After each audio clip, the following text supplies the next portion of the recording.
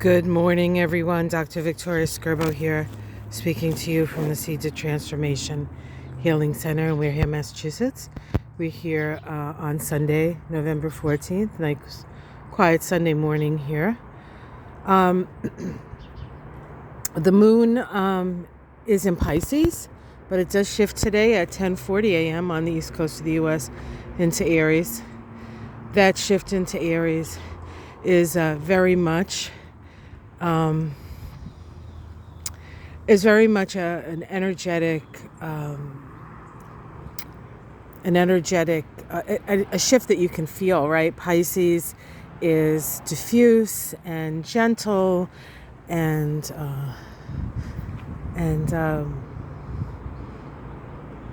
sort of mystical and magical. And then the Aries, when the moon moves into Aries, we can feel that sort of martial energy coming up. The Aries moon is disposited by Mars and Scorpio. So not only do we feel this energy rising up, but really a focused intention of energy to confront what needs to be confronted.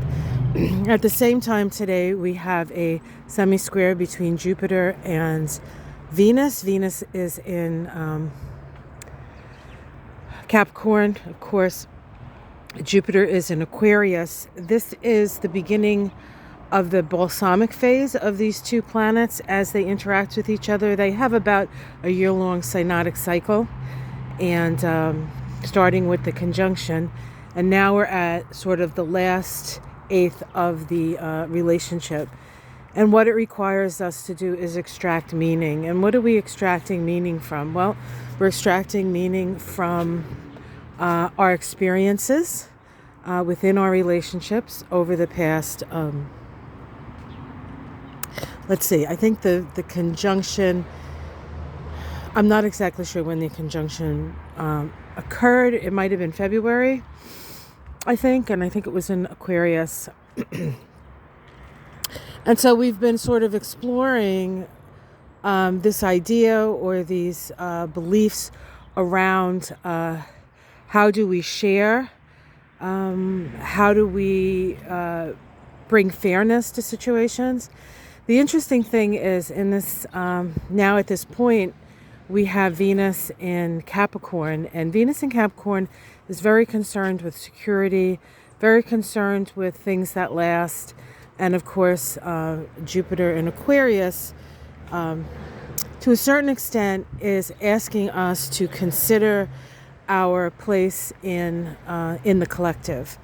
And so Venus in Capricorn understands that, we do live in a society, but I think Venus also wants to keep in mind that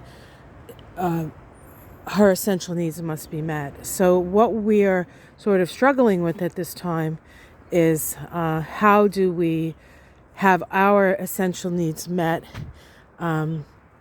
and still have a sense of helping other people without overextending ourselves to the point where it's a detriment to us, right? Ultimately, however, in the relationship between Jupiter and Venus, Venus has to surrender to Jupiter as it moves back into that conjunction, which will occur. That will occur probably into the first third of the year, because Venus does have her retrograde cycle. So she's actually in Capricorn until March, and then she'll have to move through Aquarius, and then she'll get into Pisces, where Jupiter will be by that time. So we're probably looking at April or May, and I'm not exactly sure of the day, I'm just guessing, before these two planets come together again in a conjunction. So there's going to be a lot of thinking, there's going to be a lot of pondering, there's going to be a lot of questioning. How can we structure? What values do we have? How can they be structured? What needs to be let go of? And how to move forward. And then when we have the next conjunction between these two planets, Jupiter will be in a sign of its rulership, and Venus will be in a sign of its exaltation. And so it will be an exciting time, and a much more compassionate time, I think, when 2022 rolls around, in the relationship between Venus and Jupiter. So we'll charity begins at home, guys. We're going to find that out come 2022. All right, guys, I hope you have a great day. Like and subscribe. For those of you who pay attention to such things, the tarp is gone. Yeah, Michael and I drug it over to the compost pile. One of our compost, well, it's like leaves and sticks and stuff like that. That compost pile, as opposed to the compost pile with the food in it. But we like to give it back to the earth as best we can.